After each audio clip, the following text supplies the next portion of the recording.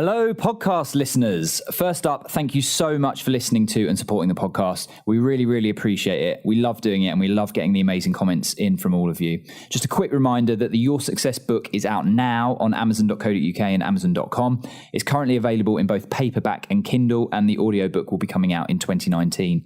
Head to tiny.cc/yourbook to check it out. That's tiny.cc/yourbook to check it out. Now, on with the podcast. Welcome to Your Success Podcast. We give you actionable insight and stories behind real-life success wherever you go.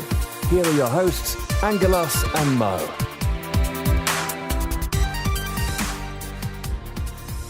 Welcome to Your Success Podcast. I'm Angelos. And I'm Mo. And today we're going to do part one of two of Yeah. a special series, A Day in the Life of. And today we're going to be talking about a day in the life of Mo. So a lot of people wonder who you are, Mo, and what you do on a day-to-day basis. I wonder that myself sometimes. They know that you're a #1 best-selling author and a podcast host, and you've got a very successful development company, an HMO company, and all that kind of stuff. And you're a male model, and you've got amazing, beautiful hair.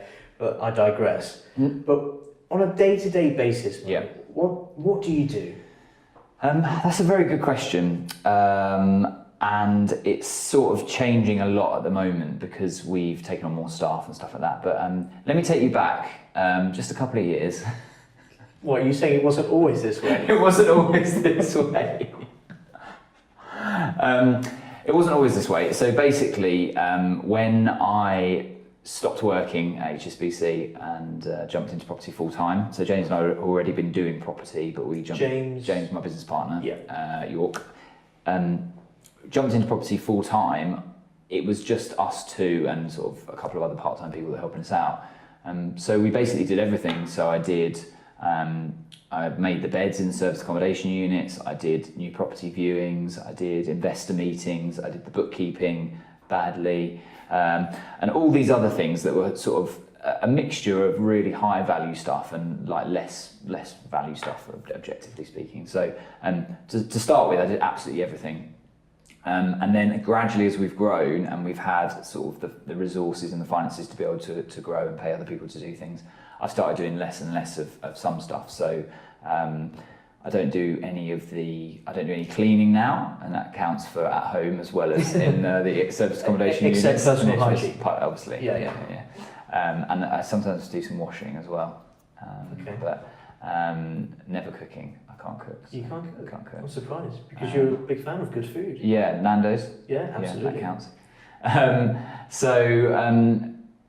Used to do everything, don't do so much now, and I suppose the main things I focus on now are a big thing that I do for KHB and for Moorview, so the two companies that I've got, is really investor relations. So that's both our existing investor base and also looking for new investors as well. So that can be quite time consuming because each investor that you have is a relationship in itself, and you've got to nurture that relationship and make them feel. Make sure they've got all the information they need and make sure they're getting value out of the relationship, whatever that sort of investor relationship is. So what does that look like? That looks like emails, so loads of emails. It looks like meetings. Occasionally it's coffees and dinners, which is very nice. But that is quite a big proportion of what I do in terms of the property businesses, is speaking to existing and future investors and sort of selling the companies as well. So like, what's our mission? What are we out to do? Why are we good at what we're doing? Why should we be trusted? Why are we credible? All of that kind of stuff. And that also feeds on to writing articles and doing interviews for podcasts. So, and really with all this stuff, I try to look at, obviously we've got a really good team now, try to look at what are the things that other people could do and where somebody else can do something as well as me or better than me, then we'll just get them to do it because that makes sense. And then, so the stuff that I focus on is really the bits that only I can do, or for the moment is the only bits that I can do. So the investor relations stuff, there's no one else that knows, apart from James or some of my other business partners, there's no one else that knows the history of the business, where we've come from, where we're going, the journey, the successes, the failures, all of that. There's no one better to articulate that story, which is why the investor relations piece is quite important. You've also done a lot of public speaking as well, haven't you? Wow, it's nice for you to notice. Yeah, so that's another part of it. So investor relations, emails, meeting coffees. It's also doing speaking at property networking events, business networking events, anywhere that they'll let me speak. I heard that you spoke at one of the best In Cornwall. in Cornwall. Well, in the UK, that happens to be in Cornwall. Arguably Yeah, in the yeah, UK, this property investment group. Yes. Yeah. That was a great evening. You did really, really well. Thanks, talking mate. about your journey and how you built up these multi-million-pound companies. So, Yeah. would it be fair to say that you are the front end, I guess, the public face of the company? Yeah, I think so, and I think it's probably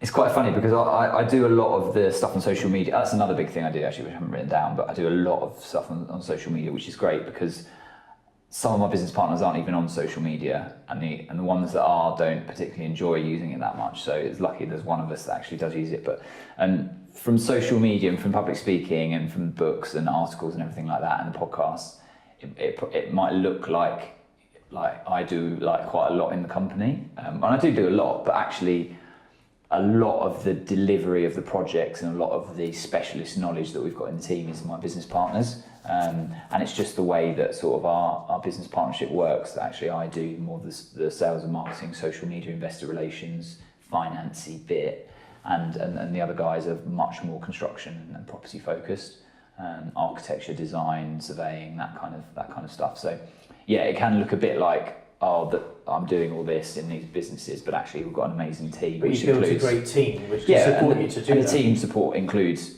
staff and also business partners as well. So yeah, speaking at world-renowned local property networking events like yourself, like the one you run. Writing interviews and doing interviews for podcast. A lot of time at the moment while we're transitioning to having a project manager that's doing a lot of the HMO refurbs and an operations manager that's managing lettings and service accommodation is still just team meetings. Like a massively valuable part of my day is just liaising with the team, making sure they've got what they want. I really like it when there's various like quotes online, but basically you look at yourself as, if you're the director of a company, you work for the staff, like your team. It's your job to make sure they've got everything they need in terms of resources, time, support, permission to do certain things and work within a remit. Like I completely feel that I work for them, and when I feel like I feel guilty if I'm not giving them enough time to be able to do what they need to do, because ultimately they're out there delivering what we need to do each day in the businesses. So yeah, team meetings is a massive part of what we do. And also the culture is something you have to continuously work on. And if you notice like bad traits or things that you don't want to encourage, you have to sort of nip that in the bud and at the same time promote good culture and stuff like that. So you're setting up the values of the company, Yes. but also acting as a enabler Yeah. for your team to make sure you get the best out of it. Exactly. And also you can't set the values of the company and then go and do something totally different yourself. So like if you want people to be on time, it starts with you being on time, which obviously I'm really really good at. But yeah, it's and that's difficult, right? And that's sometimes a challenge. And when you've got to say to the team, like, punctuality is really important, but at the same time you might be in an investor meeting that is really high value and really critical, that overruns, that then impacts other meetings. You've got to think about, well, actually, if you're trying to set an example, you need to set an example by not being late to certain meetings and things like that. So it stems from the top. Absolutely. Yeah, culture is completely driven from the top and stuff like that. So culture is a big thing. One thing that I'm doing that definitely could be done by other people and that we're transitioning to now is the payments. So we do weekly payment run. It's historically been, I've been the only one, well, me and my other business partners have been the only ones with access to the internet banking, and it's the kind of final bit of control you have over a business where you're like, I've got to give this away to someone and trust the team, and I trust the team, but then what if there's errors, or what if there's someone that's can't be trusted, or whatever. So that's the final bit now that we're transitioning to, like having a 2-stage authorization process where actually someone else puts on the payments, I just go in and authorize them. Because there isn't any extra added value. You know, the added value in me going to speak to an investor over someone in the team is massive, but the added value of me putting on a payment versus someone else putting on a payment is, you know, it's not. So at the moment, I mean, when you first started, you did the bed changing, you did the washing, all that low-level stuff, but you have to do it to build your business, right? And you have to have the experience to be able to systemize and delegate it out. So it seems to be like you're straddling two worlds at the moment, the high-level stuff, the stuff that grows the business, but also you're still dipping in and out of the low-level stuff. So fast forward 12 months, in a year's time, where do you see Mo? So I think basically doing more of the things that grow the business. So doing more speaking, doing more writing articles, doing more podcasts, doing more books, having more investor relations meetings. Another thing I've got on here is strategy. So like a lot of what I do is thinking about like where we're going to take the business, articulating that somehow in some kind of presentation or sort of pitch, if you like, and actually presenting that to the other members of either the Moorview team and the board, like James, or the KHP board of directors, and saying like, here's an idea for where we're going to take the business. I've fed in what everyone wants to get out of the business and where we want to take it. Like, what do you think? And then tweaking that strategy as we go and monitoring how we're doing against it. So that's a big part of what I do as well. And it's not that tangible. It's like, oh, you've been working on strategy for a day, cool.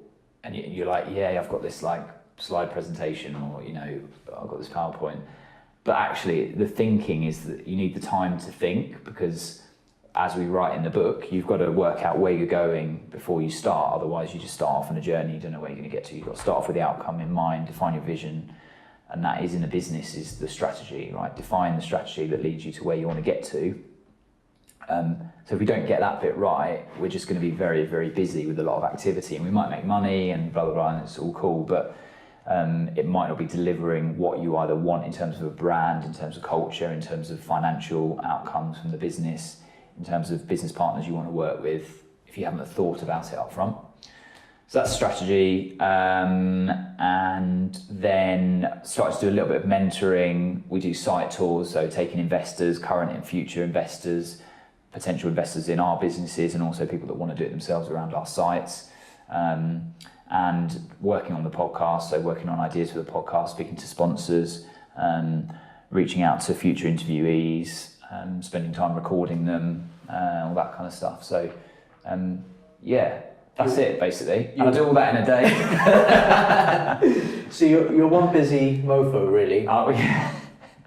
HMO. HMO. Busy HMO. You are a busy HMO. Yeah. I think it's preordained that you would go into the HMO business. I know. With a name like Mo. Yeah, I am busy, and I think, but being busy isn't cool. I think you have to be busy doing the right things, that are doing the right activity that leads you to the outcome that you want to achieve. What did you say to me the other day that how many emails did you receive during a period of time? And you wore it with such pride. It's like, I've received 96 odd emails in the space of 2 hours. 200, I think. Was it 200? It grows even more. But the point is that anyone can be busy. Exactly. It's just working smart. Yeah. And they could, they could be junk emails. They could be like where you're copied into something, but you don't really need to see it. You know, how many of those emails lead to direct, new business or growing the business or new partnerships or new deals sourced or whatever. Probably not that many. So that's the bit that you really need to focus on, I think, which is really important. Cool. Well, thanks for that, Mo. That's all right. How do people get in contact with you? People can get in contact with me via Instagram, which is Murat Jeffrey Hakir, and via Your Success Podcast on social media, or Murat at moorviewproperty.com, which is MURAT at MOORVIEW property, all one word.com. And you can find us on social media. Hopefully we're quite active. And of course we've spoken about a lot of these things in our #1 best-selling book. We have, available which we on don't Amazon, have a copy of here. Called Your Success. Yeah. So please grab your copy to learn a little bit more about who we are, where we've come from, and also a lot more detail. So if you head to tiny.cc/yourbook, there's a link there to grab a copy. And download the Your Success Toolkit as well, which actually goes into more information about what I was talking about in terms of strategy, but in your own life, defining where you want to get to and then building from there. as well. Brilliant. So thank you, Mo. Thank you. Thank you to those at home listening to this amazing interview with Mr. Mo and day in the life of. Really, really interesting. So thank you, Mo. Thanks. If you want to get in contact with us, like Mo said, go to yoursuccesspodcast.com. Check us out on Facebook, Instagram, everywhere. We are everywhere. And we'd love to have any of your feedback on today's episode. So I've been Anglos. And I've been Mo. I've been HMO. You've been HMO. And see you again on the next exciting episode of Your Success Podcast. You have been listening to Your Success Podcast. Click subscribe for more incredible content. More details can be found at www.yoursuccesspodcast.com.